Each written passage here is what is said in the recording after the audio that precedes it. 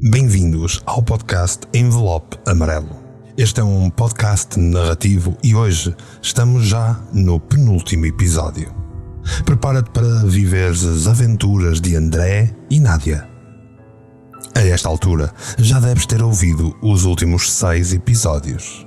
No último episódio, Nádia refugia-se na casa de André para finalmente este perceber que Nádia o ama. Ainda assim, são interrompidos a meio da noite pelos capangas do Visconde, que raptam Nádia e a levam para a antiga aldeia de caçapos. André ficou largado no seu apartamento ainda sem sabermos em que estado é que ficou. Seria este o último episódio das suas vidas. Capítulo 7. A loucura do Visconde.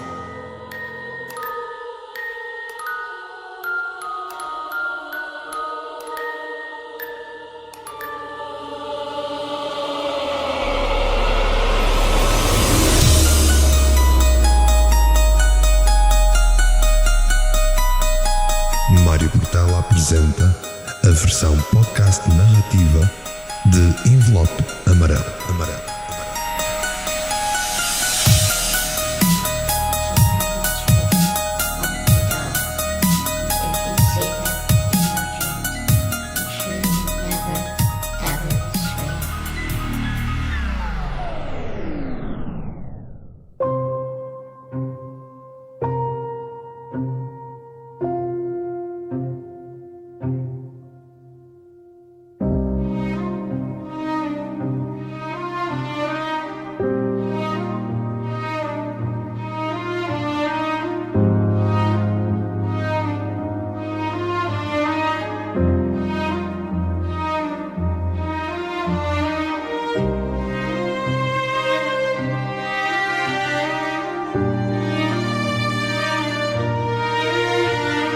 Depois de ter aberto o portão norte da herdade completamente, o jovem jardineiro fez exatamente o que lhe fora pedido, enviando uma mensagem escrita a Santiago Fragão de Mendonça dizendo-lhe que o portão estava aberto.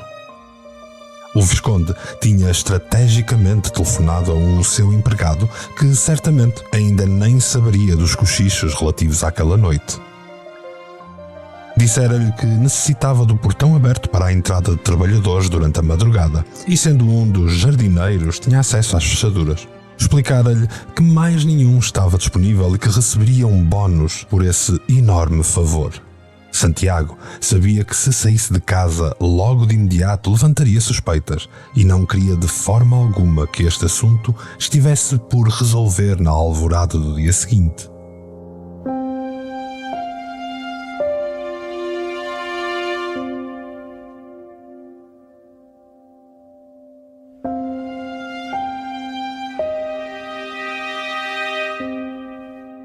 A verdade é que o jovem Daniel, o jardineiro, já não estranhava as esquisitices do Visconde, a julgar pelo que ouvira desde que começara a trabalhar na herdade, e afinal de contas, entrava ao serviço dentro de poucas horas. Portanto, abrir a porta ser-lhe-ia simples e dava sempre para um bónus. Munido da confirmação do jardineiro Daniel, o Visconde enviou também ele uma mensagem e imediatamente voltou para conferir que tinha tudo o que precisava para abandonar a mansão.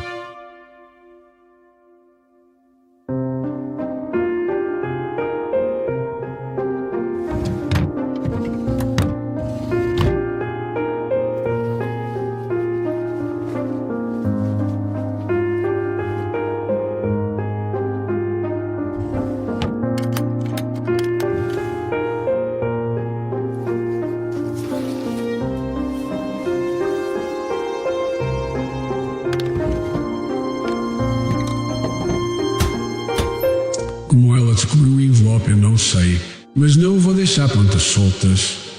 Planeava mentalmente. Hoje dá-se o verdadeiro acidente e depois é só chamar uma equipa de limpeza e fica tudo resolvido. Posso não ser Gerro do vampiro, mas ainda me posso forçar a ser o seu amigo íntimo. Em cima da cama estavam a sua arma de fogo, oleada e limpa, uma caixa de balas, um rolo de notas de 100 euros, uma lanterna a pilhas, as luvas de couro curtido preto e o seu sobretudo negro acolchoado. Já havia vestido o seu fato escuro e até a camisa era azul marinho. E depois, com o sobretudo vestido, só tinha de tapar o cabelo grisalho com uma bela de uma boina azul escura, ao estilo Ben Hogan, que tinha comprado em Londres. Estava definitivamente pronto para passar despercebido na escuridão da noite. A arma, depois de carregada, encontrou refúgio no bolso interior do sobretudo, e os restantes itens viram-lhes reservados os grandes bolsos exteriores.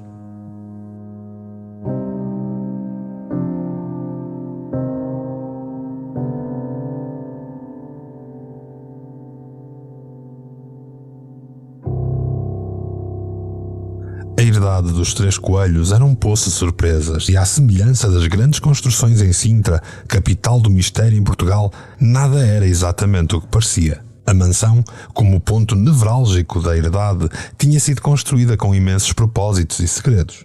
Santiago escolhera aquele quarto para si logo após a morte do seu avô, porque sabia as suas imensas utilidades. Dirigiu-se à porta do quarto e encostou a orelha à madeira frondosa enquanto trancava por dentro. Um sorriso malévolo escapou da sua boca quase imediatamente. Excelente. Ainda estão ali fora de guarda. Não podia pedir melhor alibi.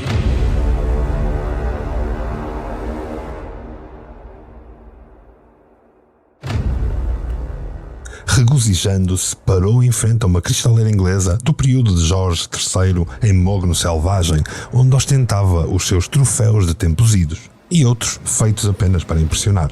A cristaleira estava encimada por 3 volutas adornadas com círculos em marfim, e em cada uma das pontas superiores tinha um pequeno anjo esculpido. Esticando-se, Santiago pressionou simultaneamente os círculos em marfim das volutas mais próximas dos anjos, até ouvir um subtil som. Faltava apenas rodar ambos os anjos de forma em que ficassem a olhar um para o outro, o que ele fez lentamente, fazendo com que outro som, este mais alto, se ouvisse por detrás da cristaleira. Com algum esforço, o Visconde começou a empurrar a cristaleira para trás, o que espantosamente a fez ser engolida pela parede, revelando um corredor muito estreito e sujo pela ação do tempo. Em menos de 5 minutos, por corredores apertados e escadas em caracol, Santiago abandonava a mansão, emergindo pela casa de máquinas que fazia a manutenção das 2 piscinas exteriores. Depois foi só passar as sebes que separavam o jardim da piscina do pequeno bosque, a norte, e fazer um sinal com a lanterna na direção da pequena estrada para se certificar que a sua boleia o esperava.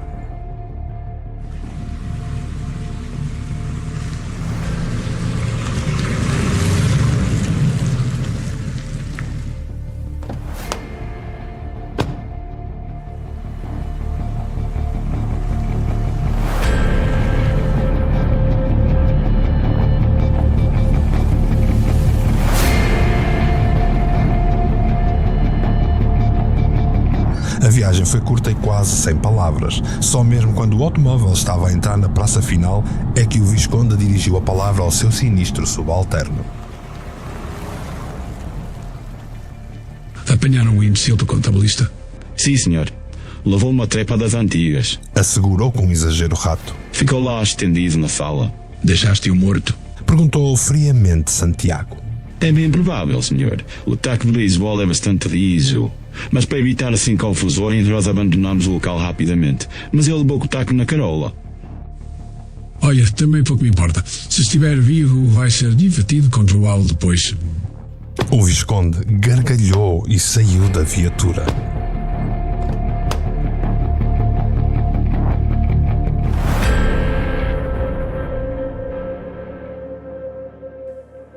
Ao longe, no cimo da estrada, uma pequena luz ajudava a recortar o moinho na paisagem, e Rato ficou satisfeito.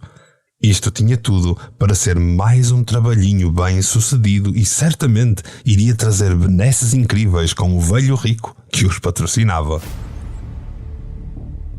Os dois entraram na casa. Era uma casa centenária, recentemente restaurada, com 2 andares e todas as janelas possuíam grades em cornucópias de ferro.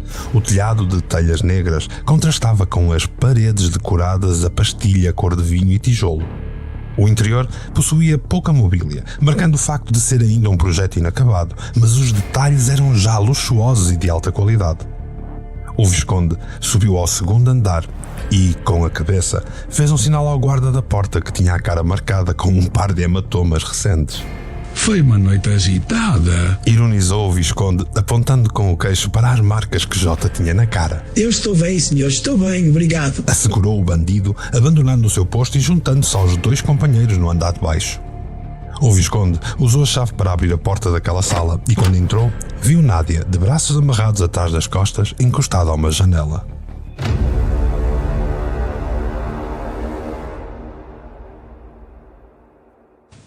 Boa noite, minha querida. Vejo que chegaste ilesa. Disse-o com voz carregada de maldade e escarnecimento. Ela não respondeu e só o observou a entrar e trancar a porta novamente. Ele estava diferente. Não era só aquela roupa escura, era a face, a expressão. O olhar dele estava parado, de pupilas dilatadas. E quando tirou a boina, o cabelo estava despenteado. E no conjunto dava-lhe um ar meio tresloucado e inquietamente perverso. Estava trancada na jaula, com uma hiena raivosa, e a única saída era a porta e a chave que ele guardava no bolso. Senta-te aqui, meu querubim. Temos uma conversa importante. Ele indicou-lhe uma cadeira no centro da sala enquanto retirava do bolso a arma de fogo. Nádia, aterrada, obedeceu-lhe e manteve o seu olhar na arma. Ele estava certamente louco e desequilibrado o suficiente para usar aquela arma. O Visconde começou a andar em círculos à volta dela lentamente, enquanto de pistola em punho a observava indefesa, amarrada e assustada. Sabes, ponderei muito antes desta conversa tão importante, minha querida. Foi dizendo com longas pausas que usava para olhar friamente nos olhos da sua presa. É claro que eu preferia casar contigo. Ia ser mais fácil. Até podia ser agradável, sabes? A minha mulherzinha, o criador da Tanha, podia dizer-te. Ia ser agradável, sabes? E depois íamos ser uma grande família feliz. A tua família nobre, o meu filho querido. E que grande festa ia ser o casamento. Santiago abriu os braços com esta frase para acentuar o quão grandiosa ele imaginara a festa. De repente, parou em frente à raptada e, inclinando a cabeça, usou o cano da arma para coçar a barba grisalha de bode, enquanto se me cerrava os lábios numa clara provocação. Mas sabes, querida, eu não gosto de galdérias. Se calhar és como o papazito, só que tu sugas o sêmen sucubus. A expressão passou ao ódio. Prostituta da Babilônia. Cabrão, filha da p... Nádia insultou-o. Quis levantar-se para lhe reagir, mas o deslocado do Visconde rapidamente ergueu o braço e disparou para o teto. O estampido seco do tiro ecoou na sala e provavelmente por toda a pequena e abandonada povoação. Nádia paralisou de medo e esticou-se, encostando-se à cadeira, completamente estarrecida. Ora, onde é que eu estava? Quando estava a dizer eu não gosto de galdérias traidoras. Eu, pois, uma cadela que não conhece o dono. A voz dele tinha perdido a calma e começava a soar estranho, como se fosse um rosnado. O Visconde aproximou a cabeça ao rosto de Nádia e literalmente soltou um rosnar antes de brutalmente recuar e, em ímpeto, oferecer-lhe um golpe que a fez rebolar da cadeira e cair no chão. Quando ela encontrou força para levantar a cabeça, tinha a sobrancelha aberta e a sangrar. O golpe tinha sido forte, mas o impacto maior tinha sido do ferro da coronha da arma de fogo que, contra a pele e carne, rasgou o caminho. O teu sangue é lindo, querida. Ele baixou-se para tocar o sangue com o dedo indicador, apesar da fuga ineficaz de Nádia. E percebe o teu paizinho agora, minha querida? Eu podia habituar-me a isto, Disse, enquanto lambia o sangue do dedo. mas não vai ser por teu sangue, meu amor, que esse em breve já deixou esse corpinho lindo e pecador. A alemã percebeu que dificilmente sairia dali com vida. Teria de estar atento a qualquer oportunidade de fuga e, por isso, redobrou a sua atenção em todos os movimentos do Visconde. Ele estava louco. Vá, levanta-te e vem comigo passear. Não te preocupes que saio que ainda. O vermelho fica-te bem. Santiago destrancou a porta e abriu-a, dando passagem a Nádia, que, confusa, foi obedecendo sempre com o cano da arma apontado a si. Com a cabeça, ele ordenou que descesse as escadas, o que ela fez sem pensar. Meia em desequilíbrio e por estar ainda tonta da corunhada e de mãos atadas atrás das costas, Nádia cambaleou escadas abaixo.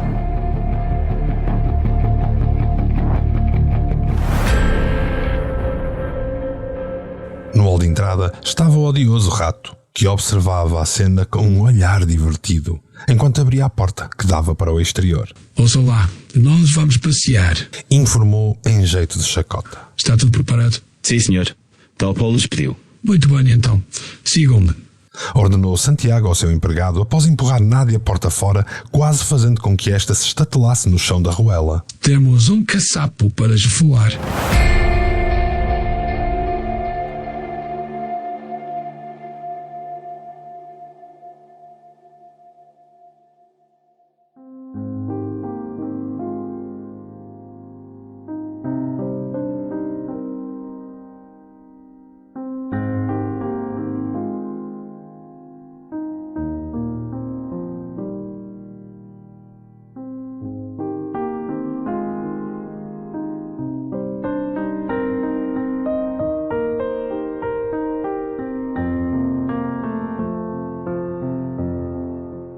Ele não podia saber exatamente quanto tempo tinha passado. Ele não sabia exatamente quanto tempo tinha estado inconsciente, mas certamente não podia ser muito, porque eram apenas 3 da madrugada. A cabeça latejava de dor e, combalido, ele segurava uma saca de ervilhas congeladas na cabeça para contrariar o inchaço. Tinha de fazer alguma coisa, mas não sabia nem por onde começar, e até a sua memória o traía, estando com dificuldades em entender o que se tinha passado até então. Ele sabia bem que um traumatismo craniano podia causar um imenso número de problemas e a perda de memória imediata era uma delas. A informação que chega ao cérebro é processada por fases e ele lembrava-se dos seus treinos militares nas forças especiais. Primeiro tinha de controlar os danos colaterais, assegurar a sua recuperação e só depois ponderar na situação do ponto mais simples ao ponto mais pormenorizado, de forma lenta, de forma fria. Concentrou-se. André dirigiu-se ao painel ao lado da porta do apartamento e desligou o sistema de chave eletrónica, recordando que alguém entrara sem arrombamento. De imediato trancou-a mecanicamente com uma chave que estava pendurada ao lado do painel. Depois recordou o número de atacantes, a sua fisionomia em geral, as armas, o combate. E Nádia. Nádia! Berrou ele correndo na direção do quarto. A memória tinha restaurado por completo e, ao notar que Nádia havia sido levada com todos os seus pertences, considerou que, do mal, este seria o menor. Pensa, André. Ela está viva ou não a levariam as últimas coisas dela. Pensa. Raciocinava enquanto revia toda a cena no quarto e se dirigia à sala para tentar ter mais pistas. Chegado à sala, ainda com uma lancinante dor de cabeça, sentou-se no sofá e ajustou a embalagem gelada sobre o hematoma causado pela pancada do taco que, aparentemente, pouco mais fizera que dor e perda de consciência. O carro. Aquele carro era o mesmo que levou Nádia à mansão naquele dia em que tudo ficou estranho. Isto tem tudo para ser algo muito mais complexo do que eu posso imaginar e... Espera, ela falou qualquer coisa sobre o Visconde e um quadro. Será? Naquele momento o olhar recaiu sobre o quadro ainda pousado à frente do sofá. André, num salto, agarrou o quadro e percorreu atentamente o seu desenho, confirmando que se tratava da réplica que ele encomendou. Rodou de cabeça para os pés e sobre si mesmo, atento a qualquer coisa que pudesse solucionar o mistério. Contudo, nada parecia fora de vulgar e ele não estava a ver como aquele quadro podia ser tão importante ou ter provocado qualquer reação absurda por parte do Visconde. desiludido e procurando uma nova posição para o seu pescoço que doía intensamente, atirou o quadro de volta para o chão e ficou imóvel. Aquele som? Algo está solto dentro do quadro. Voltou a pegar no quadro e abanou vigorosamente. Alguma coisa derrapava dentro dele, de um lado para o outro. Olhou o Rabi nos olhos. Aquele traço magnífico de Rembrandt mostrava uma angústia, uma extraordinária preocupação que só se espelha na face de quem sabe muito do mundo, de quem carrega o mundo às costas. O que escondes aí, Rabi? Perguntou André retoricamente antes de o virar e procurar uma forma de abrir o forro traseiro. Um dos cantos do forro arroxeado, embora preso pelos agrafos, parecia descolado e André forçou-o de forma a conseguir ver para o interior. Ficou espantado quando descobriu que lá dentro estava um envelope amarelo. Mas caralho, faz ali uma envelope. Como é que foi lá parar? Sem perder tempo, quase como se tivesse descoberto a peça que lhe faltava no puzzle em que a sua vida se tinha tornado nos últimos dias, André rebentou o forro por completo e pegou num envelope amarelo, examinando-o na frente e no verso. O envelope era um papel supremo acolchoado de um amarelo baço, e dentro podia sentir-se 2 objetos e papéis duros. No rosto tinha escrito, na inconfundível caligrafia do Visconde, Dr. von Strauss. No verso, onde o envelope colava se estivesse selado, podia ver-se um símbolo de uma cruz impressa, semelhante à das caravelas dos descobrimentos, mas negra e com adornos. Dr. von Strauss, o pai da Nádia. Ponderou intrigado, abrindo cuidadosamente o envelope. De lá de dentro, retirou uma série de fotografias, um cristal triangular amarelo e 2 dispositivos de armazenamento de informação pequenos e leves. O que quer que aquelas drives tivessem, só saberia depois de ligar a um computador. Mas as fotos... A expressão de André mudou rapidamente, de intrigado para enojado, e depois para descrédito, abanando a cabeça para a negação. Mas a quanta carga d'água e este homem está a fazer isto? Como é que o Visconde conseguiu estas fotografias imundas? Ainda sem compreender bem o que vira, devolveu tudo ao interior do envelope, não conseguindo evitar levar a mão à boca de nojo, recordando o que vira nas fotos. Algo tão forte que o fizera esquecer até a sua dor de cabeça, algo tão horripilante que não podia sequer crer no que acabara de ver. E Nádia no meio de tudo isto?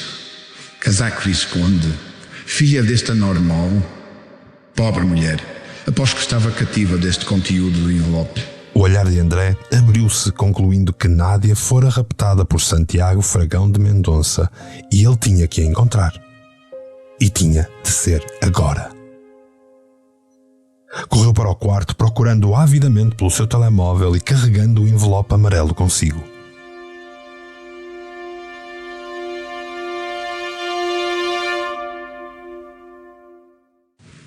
Sim? André Lopes aqui. Quero falar com o Archibald. Sim, é urgente, tem que ser já. Apressou o preocupado amante a quem tinha atendido. Lembrou-se do primeiro momento em que a vira a entrar no salão e como triunfalmente entrara na sua vida. Recordou o vestido, a postura, mas acima de tudo os olhos verdes. Os olhos que ele percebia agora pediam ajuda e liberdade. Lembrou-se do fogo de artifício a estalar sobre a sua cabeça quando a luz da lua esteve a centímetros dos lábios daquela mulher que ele já sentia como sua. Recordou como a fuga dela estava carregada de uma densidade inexplicável.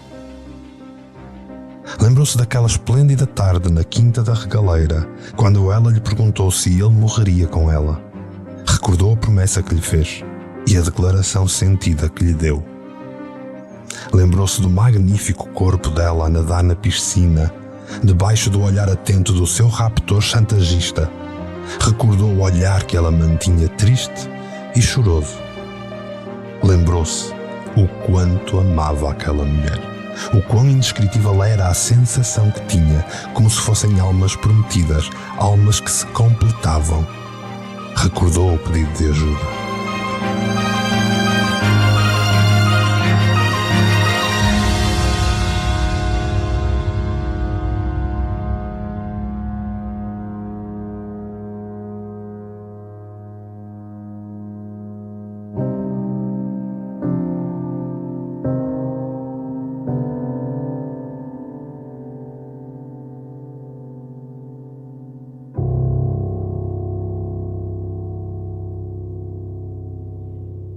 André. Sou Archibald, que se passa? Veio a voz do velho mordomo em tom preocupado. Vou ser direto, Archibald. É mesmo urgente que me responda. Prometo que lhe explico depois. Pois muito bem, Sr. André. Se eu lhe puder ser útil. O mordomo estava com um tom anormalmente nervoso. A menina Nadia von Stels, ela está na mansão? Pois, na verdade, ela não está, Sr. André. Houve uma altercação com o Sr. Santiago e eu pedi ao motorista que ele levasse a um local que ela escolhesse para pernoitar. Archibald, ouve-me bem. Sei que tens uma lealdade inabalável com o senhor da tua casa, mas o local que ela escolheu foi a minha casa. E... André respirou fundo. De repente não sabia se estava a fazer a melhor decisão ao abrir o jogo com o mordomo. O que se passa é que 3 tipos invadiram a minha casa e após muita confusão levaram a menina Nádia. Demo pela segurança dela. Foi sabotada, Archibald.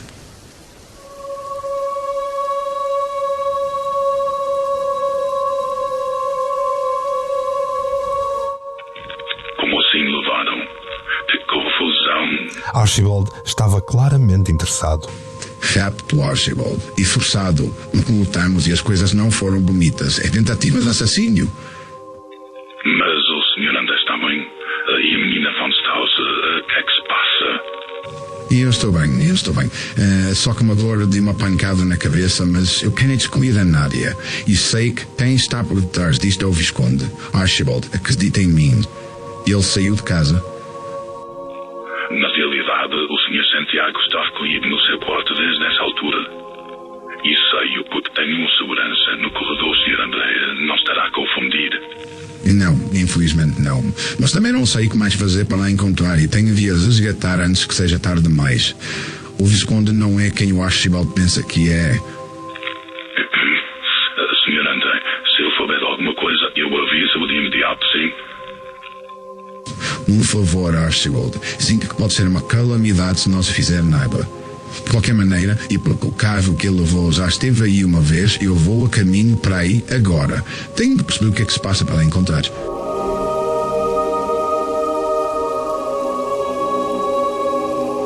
Era extremamente preocupante o que Archibald ouvira. A noite já ia alta e ele contava que as coisas estariam contidas temporariamente, até porque o pai de Nádia chegaria muito em breve. Isto de acordo com as informações que tinha recebido. Contudo, se o Visconde estava ainda recolhido havia tempo, como lidar com aquela crise, naquele momento? O que é que lhe estava a escapar? Em passo acelerado, o mordomo-mor da mansão da Herdade dos Três Coelhos dirigiu-se ao corredor principal dos quartos e rapidamente confirmou com segurança que o falso aristocrata não tinha ainda abandonado o quarto. Todavia, algo lhe dizia que as coisas de facto estavam calmas demais, comparando com o que acontecera na casa do contabilista. Archibald relembrou as crises constantes nos anos finais da falecida mulher Santiago. Na altura, Constança gritava que ouvia gente nas paredes e que o marido aparecia do nada dentro do quarto como se fosse um demónio. O mordomo sabia muito bem que os segredos daquela casa eram muitos. Aliás, conhecia alguns deles e usava-os. Pôs a mão à maçaneta dourada da porta do quarto e silenciosamente rodou-a. Contudo, foi em vão, porque a porta estava trancada por dentro e isso era anormal. Até porque Santiago queria sempre ser acordado com um café expresso à mesma hora todos os dias. Sem hesitar, fez sinal ao segurança que já voltava. E em passo ainda mais apressado, dirigiu-se à sala de serventia com o intuito de ir buscar o molho de chaves mestras da mansão. Tinha de se certificar destas coisas todas. Tinha de ter certezas. Quando entrou na sala de serventia, nem cumprimentou os presentes. A empregada Olívia, ainda estremunhada com o final de noite conturbado, mantinha-se acordada e comentava entre respirações profundas o sucedido com o jovem jardineiro Daniel, que curiosamente chegara mais cedo umas 2 horas. Olívia, vai recolher-te e, por favor, os acontecimentos dos patrões não devem ser comentados, sim? Que faz aqui, Daniel? Boa noite, chefinho. Vim fazer um favor ao Sr. Santiago e já que estava aqui, deixem-me ficar. Melhor que ir e vir a Lisboa de novo, não é? O favor? Que tipo de favor? Diz-me, Daniel. Archibald perguntou intrigado. Nada demais. Era para vir ali o portão de norte, aquilo que leva à aldeia velha. Acho que os trabalhadores precisam descarregar umas coisas esta noite ou algo assim e ninguém podia ir lá. E olha, é um bónus, eu gosto de bónus. Archibald fingiu um sorriso e continuou o seu caminho ao pequeno armário onde guardava as suas chaves gerais da mansão. Ele sabia, agora mais do que nunca, que esta ia ser uma noite sem pernoita e algo lhe dizia que seria trágica. Pôs a sua melhor cara séria e calma e olhou a empregada Olivia. Olivia, imagino que tens contigo o teu telemóvel, certo? Ela corou, esperando uma admoestação, ainda que tenha ficado confusa do porquê. Sim, senhor, tenho. Muito bem. E imagino que tens o número do Sr. André. Sento. Archibald levantou-lhe as sobrancelhas para evitar sorrir. É importante, Olivia, tens? Bem, eu... Sim. A empregada ficou escarlate de vergonha, mas todos sabiam que ela tinha um carinho especial pelo contabilista. Vá, é urgente. Faz a ligação e deixa-me falar com ele agora. Olivia ficou com aquele ar de criança que olha para um puzzle. Por um lado confusa e por outro excitada por telefonar para André. Parecia que estava até nervosa, a julgar pelo tremer das mãos. Mas ainda assim, ela fez o que o mordomo mor lhe havia pedido.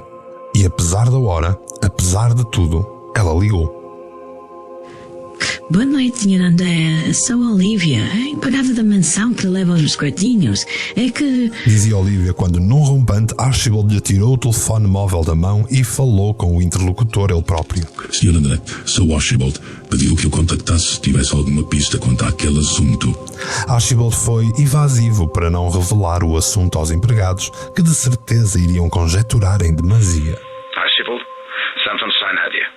Não tenho a certeza, mas desconfio, senhor. Archibald fez uma pausa, a pensar nas melhores palavras para o advertir. Era bom que primeiro tivéssemos a certeza e que mais ninguém soubesse, se é que me entende. Sim, desempuxa o homem, raios. Não vou chamar a polícia, vou mesmo eu verificar com os meus olhos. Sabe onde fica a antiga aldeia de Caçapos? Sim, sei, claro. Aquela a norte dentro da herdade. Exato, senhor. Creio que encontrará os trabalhadores que procura por lá.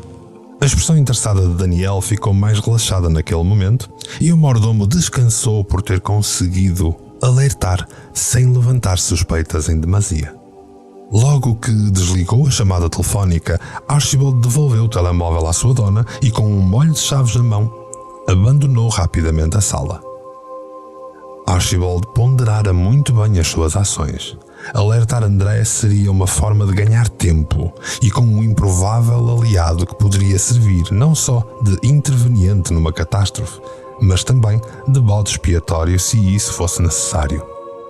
A sua cabeça estava já a imaginar a cena toda, como se tratasse de um tabuleiro de xadrez. E desta vez, ele tinha de jogar as peças inteligentemente, sacrificando os peões para fazer avançar os bispos.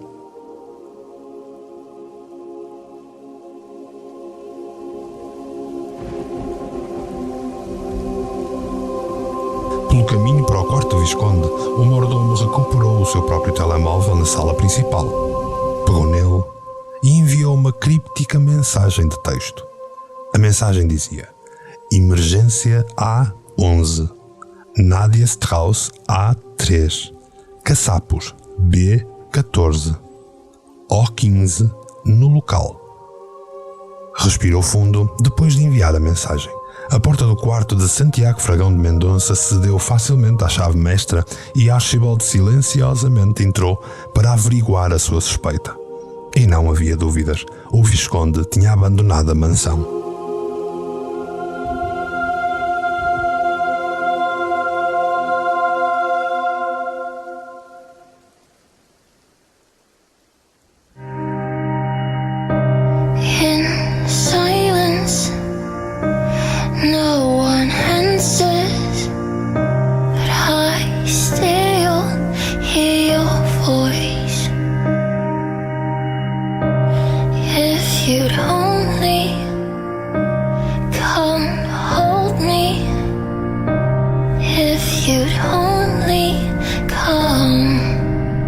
André não imaginava como Archibald descobrirá aquela pista, mas para quem não tinha nenhuma, esta era pelo menos a boia de salvação que ele precisava. há um par de meses que tinha ido com Santiago Fragão de Mendonça à antiga aldeia de Caçapos. Fora visitar o seu projeto secreto de ali criar uma luxuosa aldeia rural para receber as altas individualidades políticas da nobreza europeia. O local estava apenas a começar o seu restauro, mas algumas casas em melhor estado tinham já iniciado o processo de transformação para criar o projeto modelo e o apresentar às autoridades que certamente iriam apoiar e incentivar.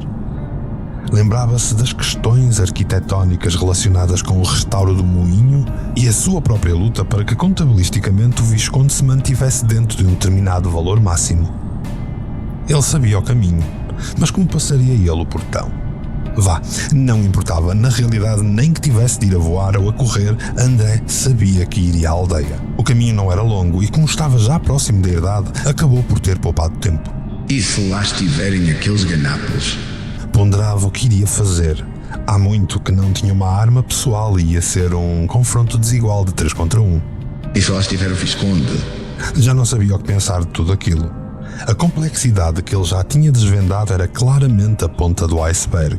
Conjecturar não o ia ajudar em nada naquele momento. Vá, pouco me interessa. Prometi a Nádia, eu sou dela. Somos um do outro. E vi uma coisa, tenho a certeza. Ninguém nos vai separar. In silence, no one answers, but I still hear your voice. Ele estava capaz de tudo para salvar Nádia. Ele sabia que se tivesse de morrer, morreria com ela.